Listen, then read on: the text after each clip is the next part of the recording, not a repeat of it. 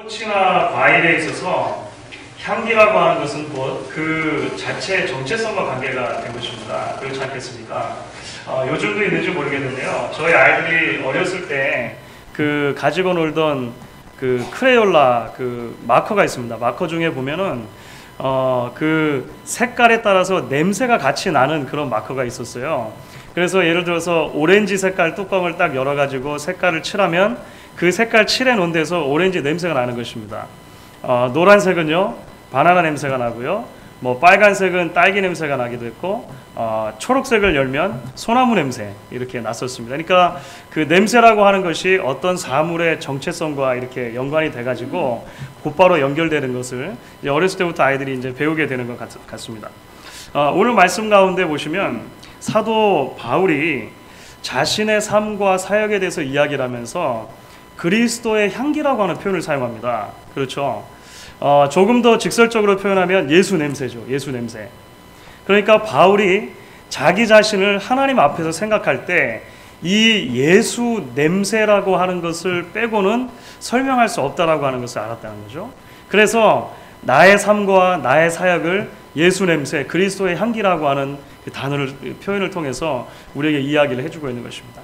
왜 도대체 사도 바울은 그렇게 이야기할 수밖에 없었는가? 그리고 사도 바울의 이러한 고백이 오늘을 현대를 살아가는 그리스도인들인 저와 여러분들에게 어떠한 도전의 말씀으로 들려줄 수 있을 것인가? 오늘 우리가 계속되는 말씀을 함께 나누면서 그런 은혜를 좀 나누어 봤으면 하는 것입니다. 먼저 우리는 오늘 크게는 바울이 왜 고린도 후서라고 하는 편지를 쓸 수밖에 없었는가? 그리고 조금 더 작게는 왜 그 편지 가운데 특별히 그리스도의 향기라고 하는 표현을 쓸 수밖에 없었는가? 이런 부분으로부터 먼저 좀 시작을 해 보아야 할 것 같습니다. 사도 바울이 직접 세웠지만 말도 많았고 탈도 많았던 교회가 고린도 교회였습니다. 고린도 교회.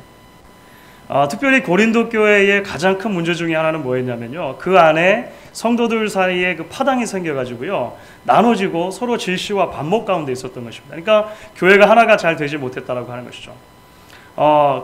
몇 가지 이유가 있는데요. 특별히 그 이유 중에 하나가 이제 성도들 사이에 내가 누구에게 복음을 전해 받았느냐 하는 문제로 이제 서로 다른 복음의 기원을 이야기를 한 것입니다. 그래서 나는 바울에게 복음을 받았다. 나는 게바, 그러니까 베드로에게 복음을 받았다. 나는 아볼로에게 복음을 받았다. 뭐 이런 식으로 해가지고 자신의 복음을 어디서 처음 받았느냐의 문제로 성도들 안에 다툼이 생겼죠. 이것도 저것도 싫으니까 나중에 어떤 파도 생겼냐면 나는 그리스도 파다. 에이, 다 보기 싫다. 이렇게 하는 사람들도 생겼어요. 그러던 와중에 이제 바울파를 반대하는 여러 파들에서 사실 어떤 그룹이 있으면 그 그룹 전체를 이렇게 권위를 없애게 하려면, 공격하려면 제일 좋은 방법이 뭡니까? 그 머리를 공격하면 되죠. 그래가지고 바울파를 공격하는 사람들이 바울의 사도성을 계속 의심하게 만들었습니다. 그래서 다른 사람들이 자꾸 공격을 하는 거예요. 바울은 예수님을 따라다녔던 12명의 사도들 중에 안 속해 있지 않았느냐. 바울은 본래 그리스도인들을 핍박하던 사람들이 아니었느냐. 뭐 이런 식으로 이야기를 하면서 바울의 사도된 권위에 도전을 하게 됐다라고 하는 것입니다. 고린도 교회 안에 존재하는 반목의 또 다른 이유가 있었습니다. 그것이 무엇이냐면 고린도 교회 안에 왕성하게 활동하고 있었던 좀 잘못된 은사주의가 있었습니다. 그러니까 하나님께 성령의 은사를 받았어요. 그렇죠? 그래서 그 은사를 활용을 합니다. 그런데 그 은사를 활용하다 보니까 교만해지기 시작했다라고 하는 거죠. 그래서 은사를 가지지 않은 사람들을 비판하고 무시하거나 또는 나와 다른 은사를 가진 사람들과 이것을 비교하면서 좀 비이성적이고 몰상식적인 그런 신앙이 교회 안에 나타나게 됐다는 것입니다. 바울이 마음이 아팠겠습니까? 안 아팠겠습니까? 아팠겠죠. 자기가 개척한 교회잖아요. 그리고 나서 자기가 떠났는데 교회 안에 그런 분열의 소식이 들렸다라고 하는 거예요. 더군다나 그것에 더해서 교회에 공공연하게 음행의 일이 있었고 우상 숭배하는 일이 있었다. 이런 얘기도 들렸다라고 하는 것입니다. 바울이 고린도 전서라고 하는 편지를 쓴 이유가 거기 있습니다. 오늘 고린도서 말고 고린도 전서를 그래서 쓴 거예요. 고린도 전서의 내용을 보면 그래서 복음이라고 하는 것, 교회라고 하는 것은 어떤 한 사람에게 달려있는 것이 아닙니다. 십자가에 못 박히시고 부활하신 그리스도가 복음의 핵심입니다. 자꾸 증거하죠. 많은 은사가 있는데 그 은사들 중에서 가장 큰 은사는 사랑입니다. 그래서 고린도전서에서 13장이 특별히 한 장이나 할애해가지고 이야기하는 것입니다.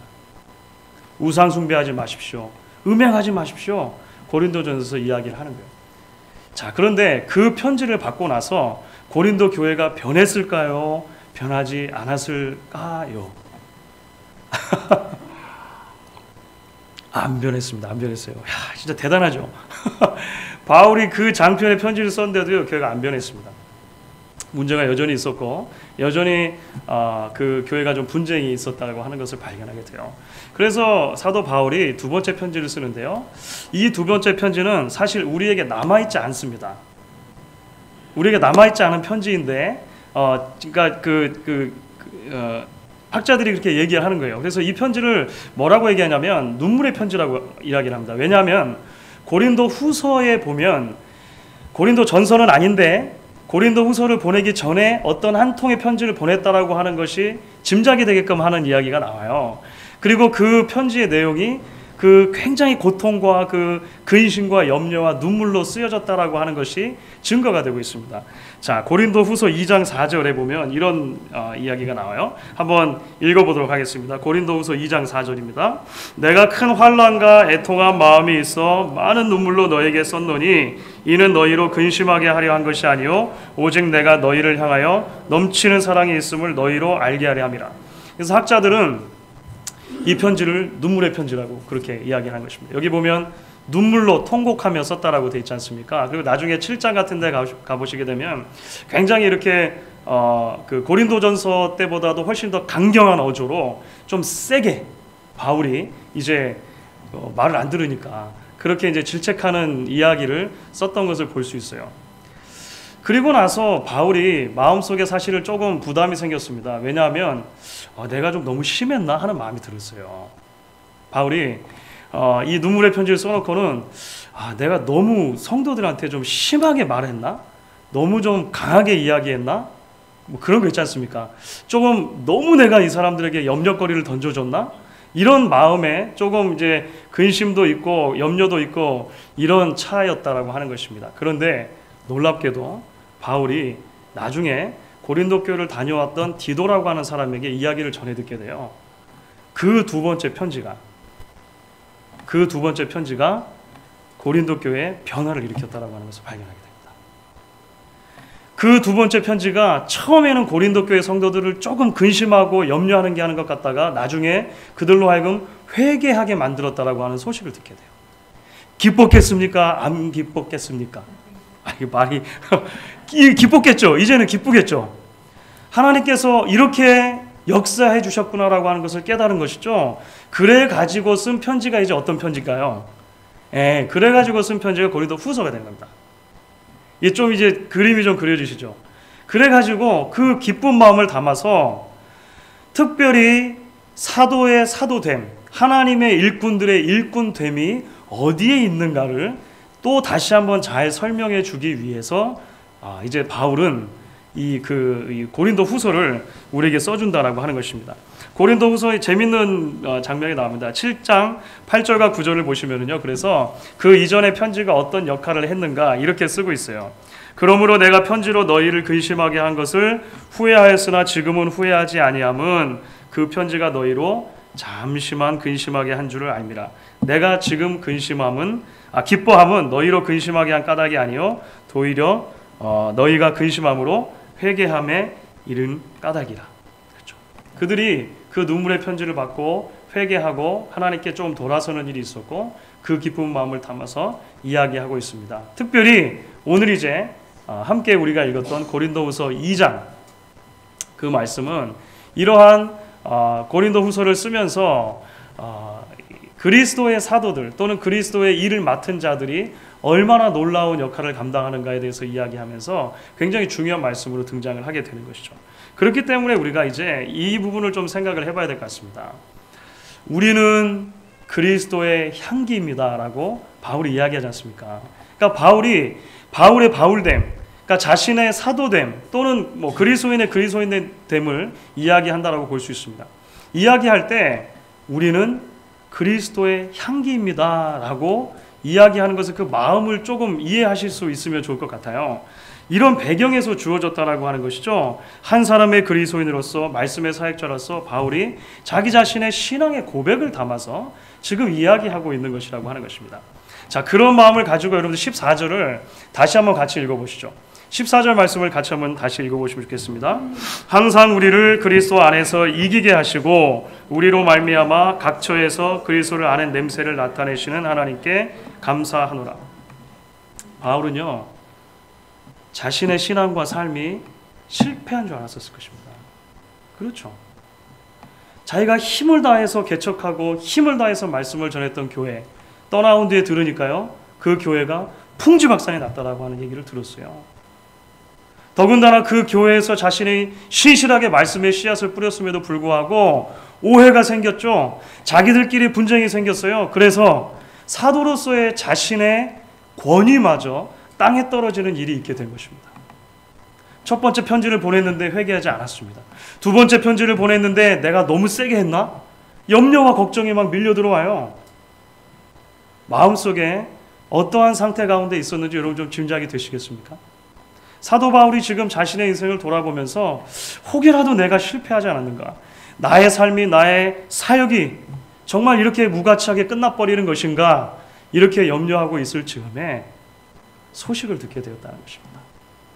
내가 모르는 순간에도, 내가 의식하고 있지 않은 순간에도 하나님께서 나를 통하여 역사하고 계셨다는 거예요.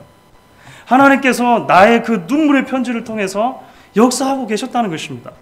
그리고 이것을 통해서 사람들에게 변화를 일으키시고 회개를 일으키시고 교회를 다시 한번 교회답게 세워가시는 일을 하고 계시다는 것을 발견한 거죠. 아, 나는 결국 그 그리스도의 승리를 선포하는 냄새였구나. 그렇죠. 그것을 바울이 깨닫게 되었다고 하는 것입니다. 사랑하는 여러분, 한 해의 마지막에 선 우리에게 무엇보다도 먼저 이 말씀이 얼마나 많은 위로와 도전이 되는지 알 수가 없습니다. 이번 한 해도 참 분주한 한 해를 저희가 보낸 것 같습니다.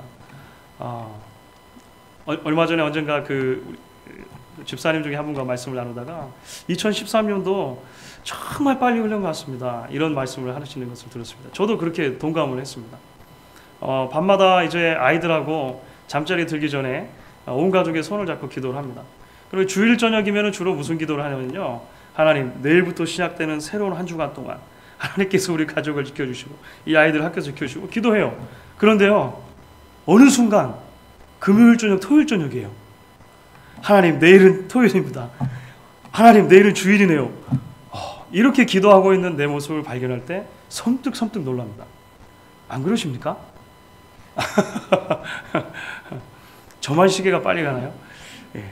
그런데 그러다 보면 이런 생각이 문득 드는 거죠. 지난 한 해 동안 뭘 했지? 라고 하는 생각이 드는 것입니다. 그렇죠? 지난 해 동안 우리 가정에서, 내 사업터에서, 교회에서 내가 어떤 열매를 맺었지? 내가 어떠한 모습으로 달려왔지? 문득 생각이 들어요. 실패하진 않았나? 그냥 한 해를 그냥 또 이렇게 떠나보내는 것은 아닌가? 이런 생각이 자꾸 우리 안에 든다라고 하는 것입니다. 마음이 무거워지죠. 그래서 이제 새해가 다가오면 막 기쁘고 즐겁고 막 해야 되는데 자꾸 이런 생각을 하다 보니까 새해가 오는 것도 부담으로 다가와요. 별로 흥겹지도 않아요. 내년은 또 어떠한 모습으로 우리에게 다가올 것인가, 이런 생각이 든다라고 하는 것입니다. 그런데 여러분, 오늘 말씀을 통해서 적어도 저희가 참 많은 위로를 받았습니다.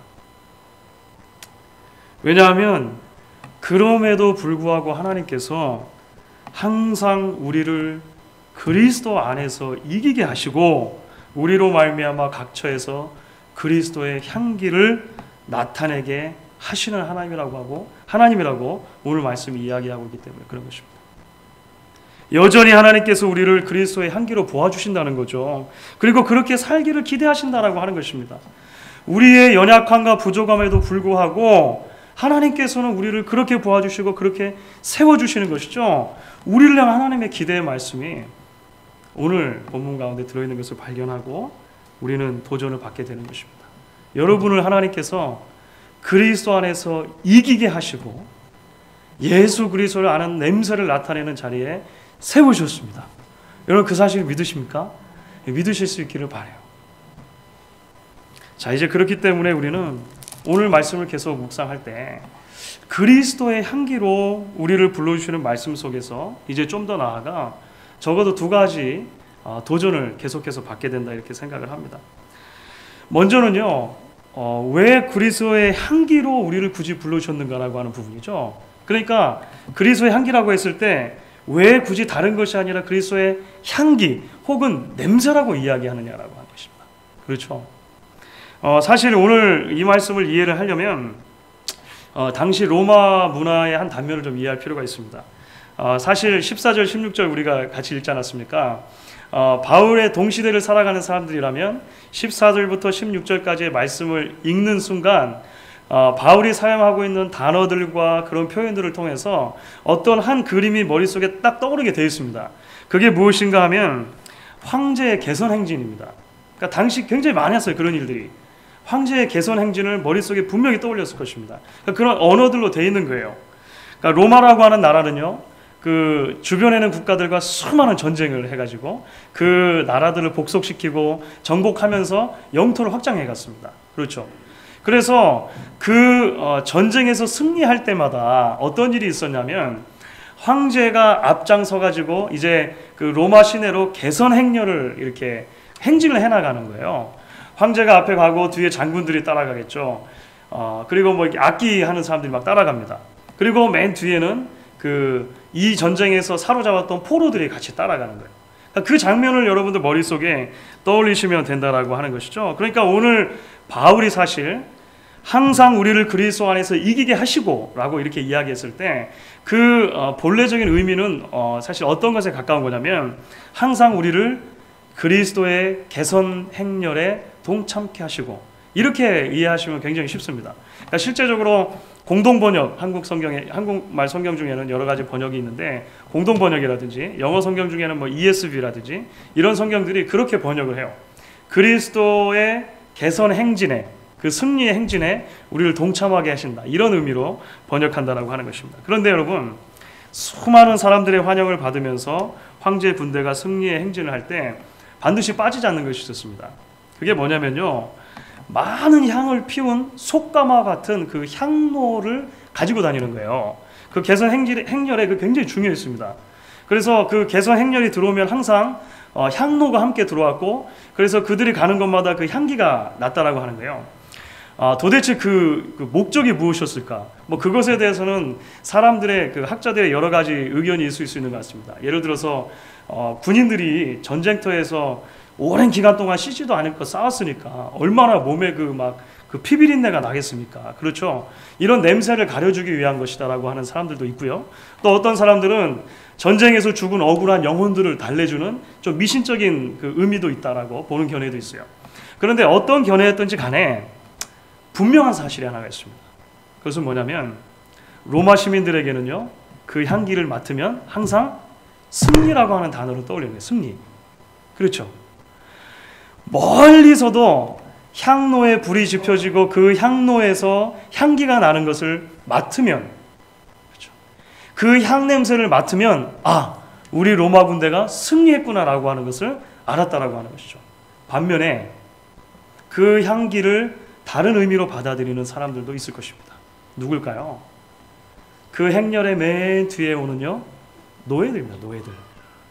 같은 냄새인데요, 그 노예들에게는 그 냄새가 죽음의 냄새가 되죠. 패배의 냄새가 되는 것입니다.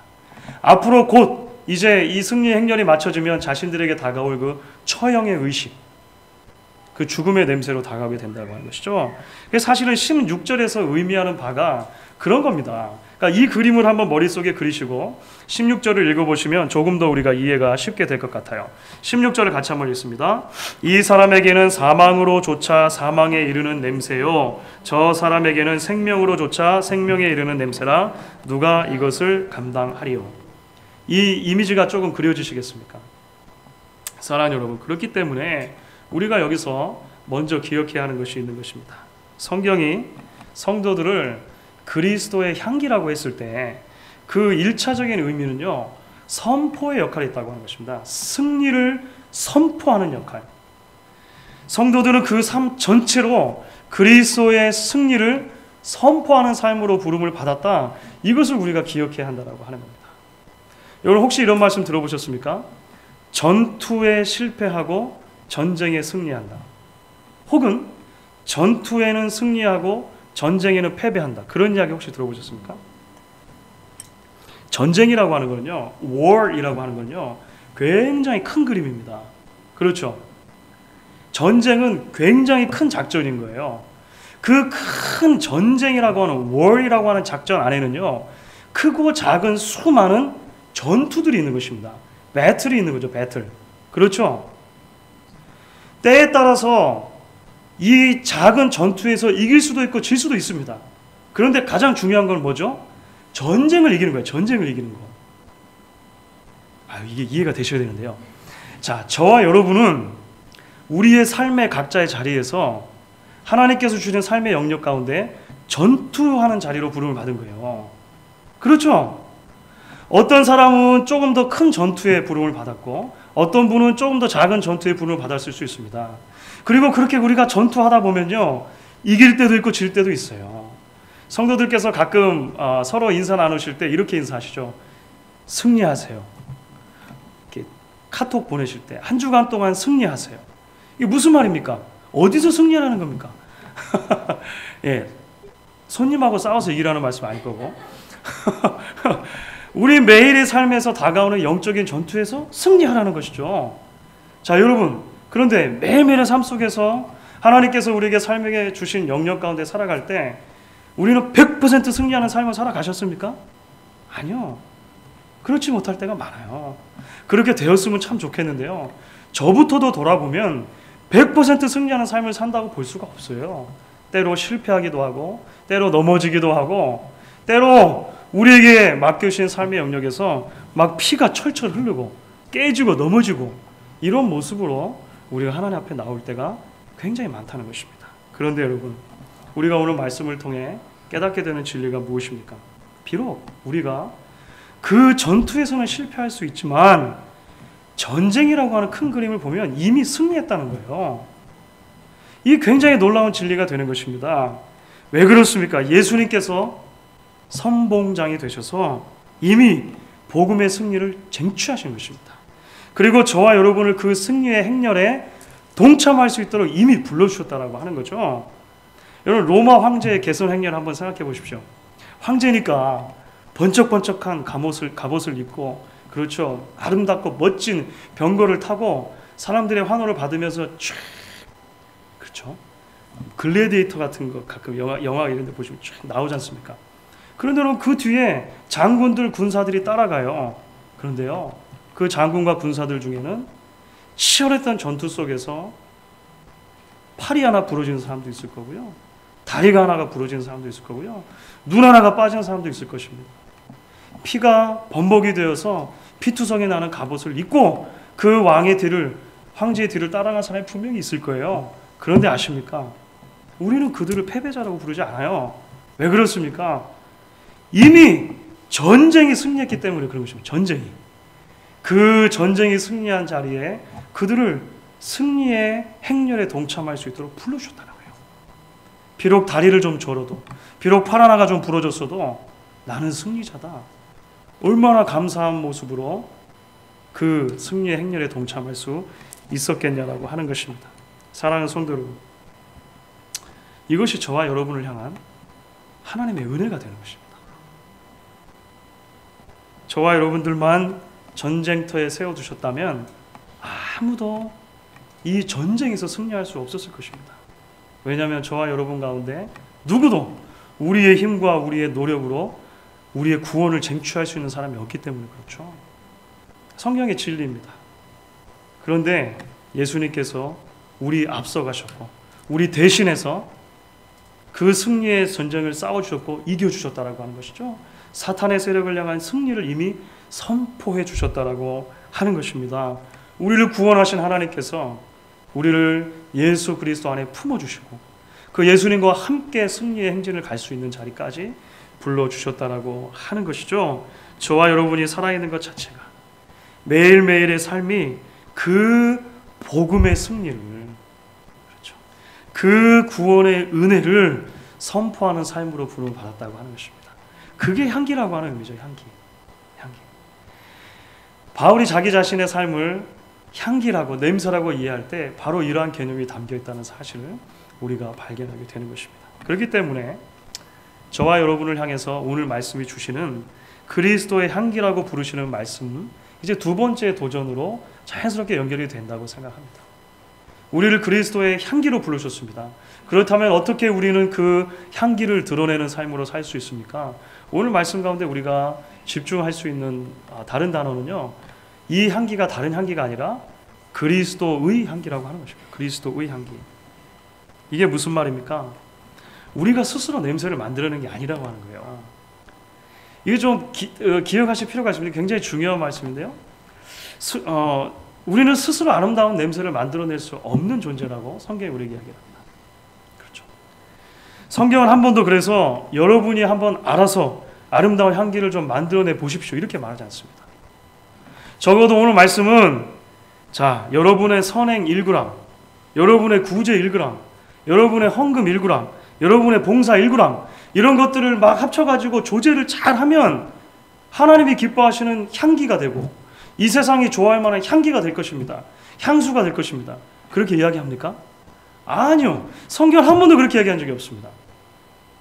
그리스도의 향기를 나타내면 된다 이렇게 이야기를 하는 것입니다. 여러분, 고깃집에 갔다가 온 사람들은요, 고기를 안 먹어도 온몸에 고기 냄새가 배어와요. 네, 신학교 시절에 가끔 식당에 가서 점심 먹고 오는데요, 옆자리에서 고기를 먹으면 도서관에 들어가기가 미안해요. 미국 학생들이 그 고기와 마늘 냄새에 반응을 하는데 예, 옷에서 나죠. 담배를 많이 피우는 사람들 옆에 있으면요, 내가 담배를 안 피워도 나에게 담배 냄새가 배게 돼요. 꽃집에서 일하는 분에게는요, 항상 꽃 향기가 배게 마련이라고 하는 것입니다. 우리가 어떻게 그리스도의 향기로 살아갑니까? 우리가 막 그리스도의 향기가 막 되면 됩니까? 그렇지 않아요. 그리스도 곁에 머물러 있으면 되는 것입니다. 예수 곁에 머물러 있으면 그래서 그 예수님을 더 깊이 알게 되어지고 그 예수님과 교제하게 되어지고 그래서 그 예수의 냄새가 우리에게 배면 우리가 이 땅에 발딛고 살아가는 동안 그 예수의 냄새를, 그 향기를 증거하며 살아갈 수 있다라고 성경이 이야기하는 것입니다. 그래서 여러분들 오늘 말씀을 보시면은요, 15절에서 그리스도의 향기라고 표현했던 것이 사실은 14절에 보면 그리스도 예수를 아는 냄새라고 표현되어 있습니다. 그렇죠? 같은 개념이라고 하는 거예요. 그리스도를 알아갈 때, 그리스도를 닮아갈 때, 그 곁에 많이 머물러 있을 때 그것이 곧 우리에게 그리스도의 향기가 되어진다라고 하는 것입니다. 말씀을 정리하도록 하겠습니다. 전에 내려오던 이야기 중에 이런 이야기가 있습니다. 한 나그네가 한 덩이의 흙을 받았습니다. 근데 그 흙덩이에서 굉장히 아름다운 향기가 발산이 되는 거예요. 주인이 그래서 그 나그네가 묻습니다. 너는 바그다드의 진주냐? 아니요. 그러면 너는 인도산 사향이냐? 아니요. 그러면 너는 무엇이냐? 나는 그냥 진흙덩어리일 뿐입니다. 그런데 왜 너에게서 그토록 아름다운 냄새가 나느냐? 나는 한 덩어리의 진흙일 뿐이지만 나는 오랜 시간 백합과 함께 살았습니다. 그러니까 백합이 그 흙에서 씨가 나고 자라서 계속 꽃피우고 오랜 시간 함께 있었다라고 이야기를 하는 것이죠. 사랑하는 성도 여러분, 예수님과 함께 동행하고 계십니까? 그래서 그 예수의 향기가, 냄새가 여러분에게 묻어 있으십니까? 오늘 우리의 부족함과 연약함에도 불구하고 우리를 그리스도의 향기로 불러주시는 그 하나님의 은혜에 감사할 수 있기를 바라고요. 또한 다시 한번 우리가 이 그리스도 안에 머물러 있는 삶으로 나아가기를 원합니다. 하나님 앞에서 결단할 수 있는 저와 여러분들 될 수 있기를 주의 이름으로 간절히 부탁드리겠습니다.